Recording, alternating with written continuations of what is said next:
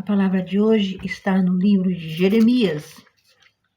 Jeremias 28. O título é Ananias, o falso profeta.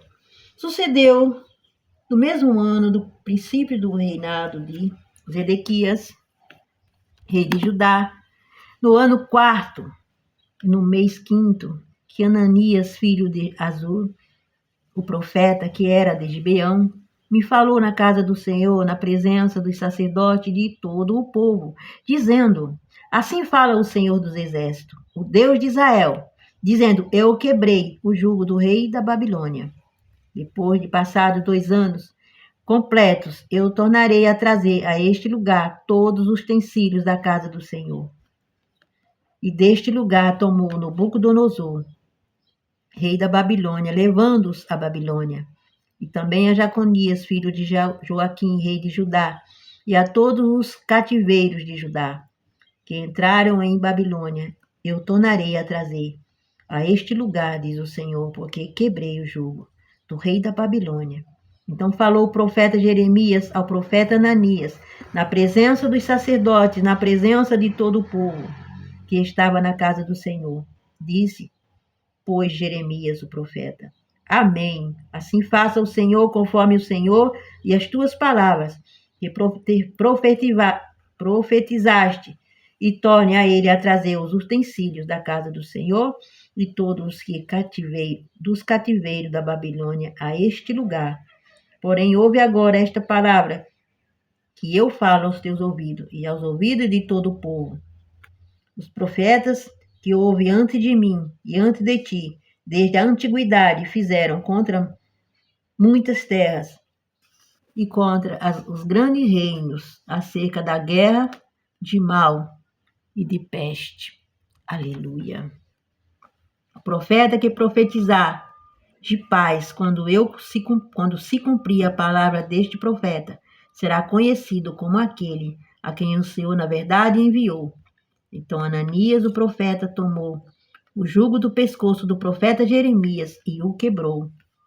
E falou a Ananias na presença de todo o povo, dizendo: assim diz o Senhor, assim passados 2 anos completos, quebrarei o jugo de Nabucodonosor, rei da Babilônia, de sobre o pescoço de todas as suas nações. E Jeremias, o profeta, seguiu em seu caminho. Mas veio a palavra do Senhor a Jeremias depois de Ananias. O profeta quebrou o jugo de sobre o pescoço de Jeremias, o profeta, dizendo: vai e fala a Ananias, dizendo: assim diz o Senhor, jugos de madeira quebraste, mas em vez deles farás jugos de ferro. Porque assim diz o Senhor dos Exércitos, o Deus de Israel: jugo de ferro pus sobre o pescoço de todas as nações, para servirem a Nabucodonosor, rei da Babilônia. Servi-lo-ão e até os animais do campo lhe dei.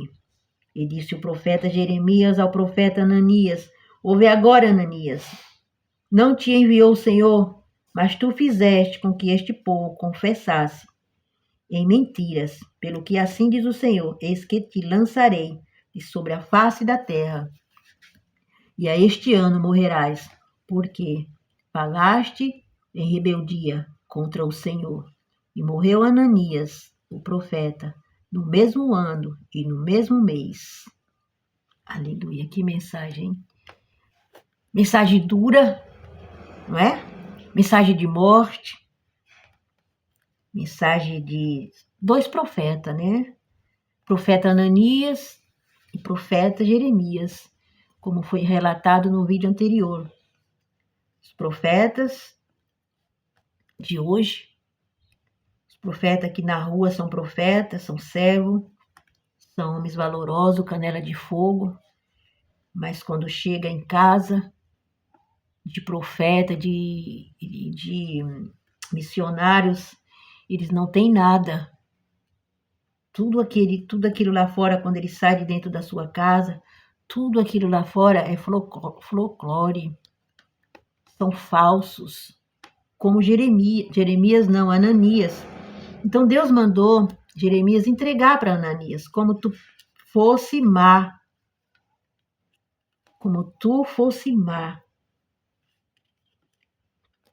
este ano morrerás.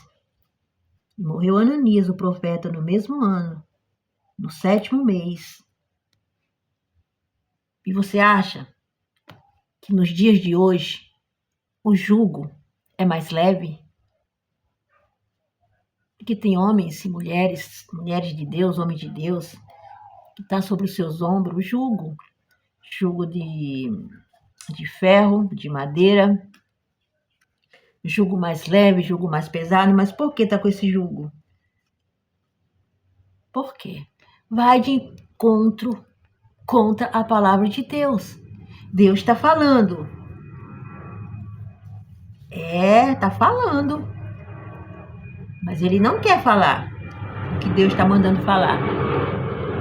Ele fala aquilo que o homem quer ouvir. Porque é fácil, meu irmão, abrir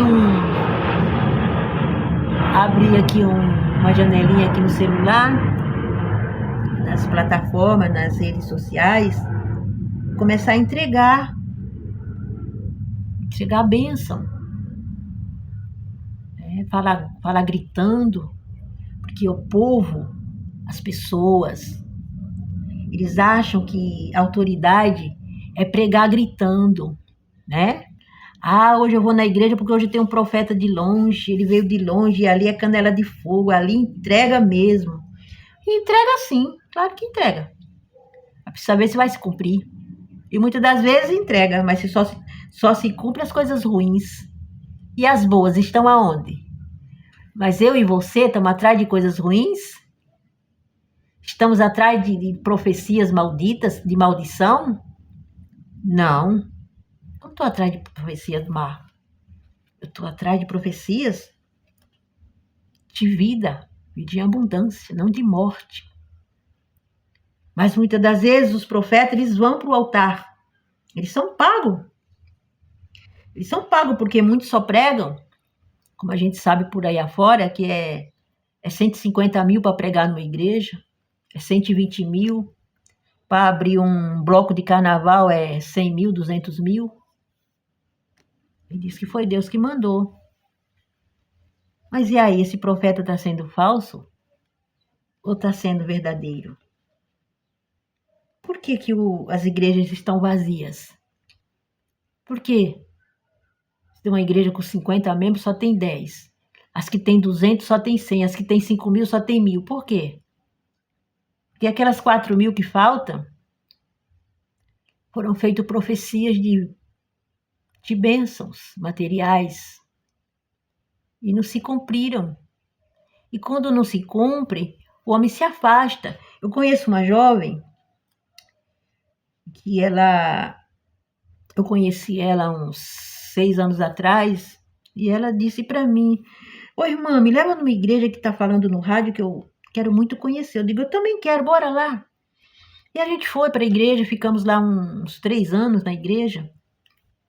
E eu lembro muito bem esse feito, que a gente ia todas as quinta-feiras para o círculo de oração. E aí, quando terminava 5h30, eu pegava, né, a estrada e vinha embora. E ela sempre, vá, que eu já estou indo. E ela ficava.